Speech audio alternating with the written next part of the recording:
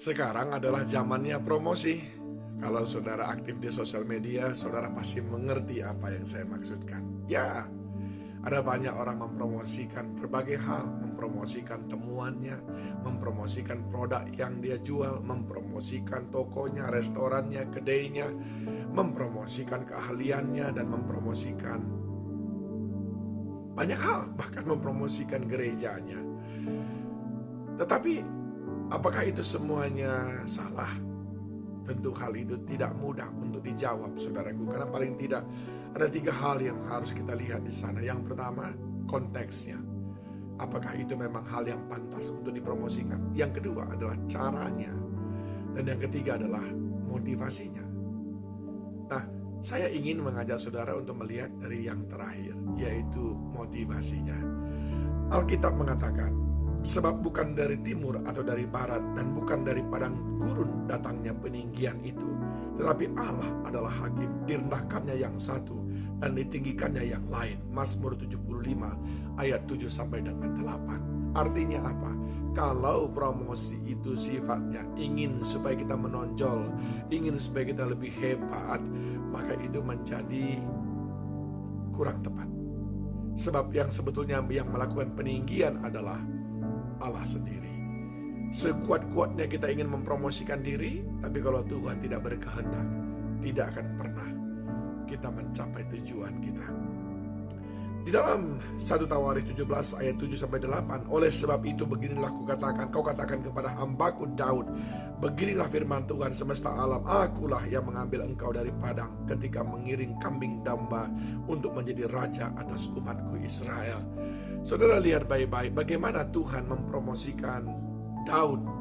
Tuhan mempromosikan Daud bukan karena Daud punya prestasi, bukan pula karena Daud berusaha mempromosikan diri. Selalu dikatakan di sana adalah peninggian, promosi itu adalah pekerjaan Tuhan, bukan pekerjaan manusia. Namun tentu saja kita perlu melihat bagaimana fenomena kehidupan hari-hari ini.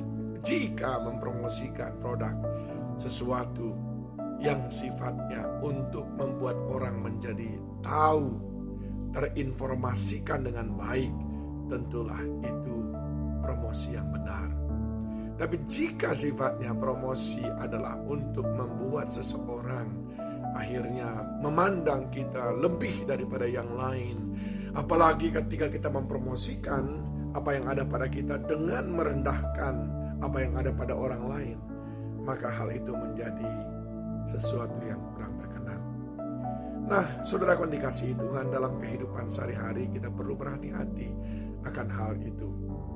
Di Alkitab, selain daripada Daud, sebelum Daud menjadi raja, adalah seorang raja namanya Saul.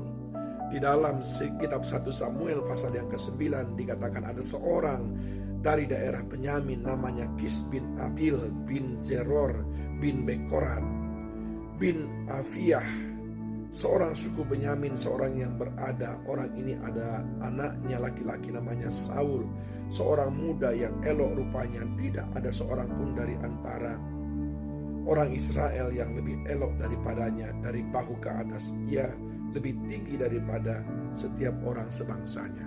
Nah, saudara yang dikasihi Tuhan, secara fisik Saul dikatakan elok rupanya, dia itu luar biasa. Tetapi di sisi lain dia katakan dia dari suku Benyamin, suku yang paling kecil, suku yang paling tidak dianggap dari 12 suku bangsa Israel.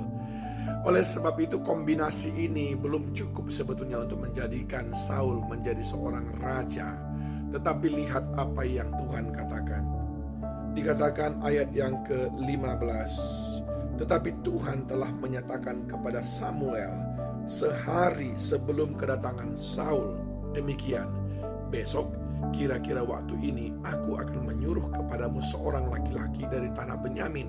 Engkau akan mengurapi dia menjadi raja atas umatku Israel, dan ia akan menyelamatkan umatku dari tangan orang Filistin, sebab aku telah memperhatikan sengsara umatku itu karena teriakannya telah sampai kepadaku. Bahkan Saul sendiri tidak tahu bahwa Tuhan sudah punya rencana untuk mempromosikan dia menjadi raja. perjalanannya pada hari itu adalah tiada lain tiada bukan untuk mencari keledai-keledai ayahnya yang hilang. Tetapi dia bahwa sehari sebelumnya Tuhan sudah tetapkan menjadi seorang raja. Saudara lihat, dari mana datangnya promosinya Saul? Apakah karena perawakannya tinggi? Apakah karena dia lebih elok daripada yang lain? Sama sekali tidak.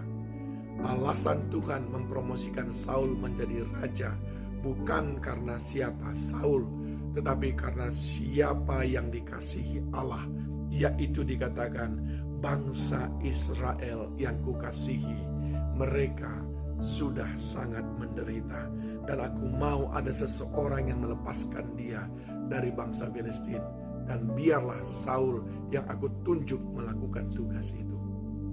Saudaraku yang dikasihi Tuhan, apa yang kita pelajari di sini? Yang pertama, nggak perlu sibuk-sibuk mempromosikan diri. Aku bisa ini, aku bisa itu, aku hebat ini, aku hebat itu. Yang kedua, kalau Tuhan berkehendak, maka Dia akan mempromosikan kita tepat pada waktunya, sesuai dengan caranya sendiri, dan adalah maksud Dia sendiri. Kita dipromosikan untuk menggenapkan rencana Allah dalam kehidupan kita. Kalau hari ini ekonomi saudara sudah dipromosikan Tuhan, bukan untuk saudara, itu adalah untuk Tuhan, untuk tercapainya rencana Tuhan dalam hidup saudara. Yang ketiga, promosi yang datang dari Tuhan itu dipergunakan untuk memuliakan Dia.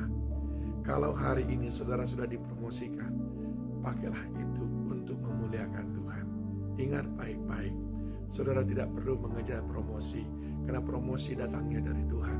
Yang kedua, alasan saudara dipromosikan adalah karena kepentingan Allah.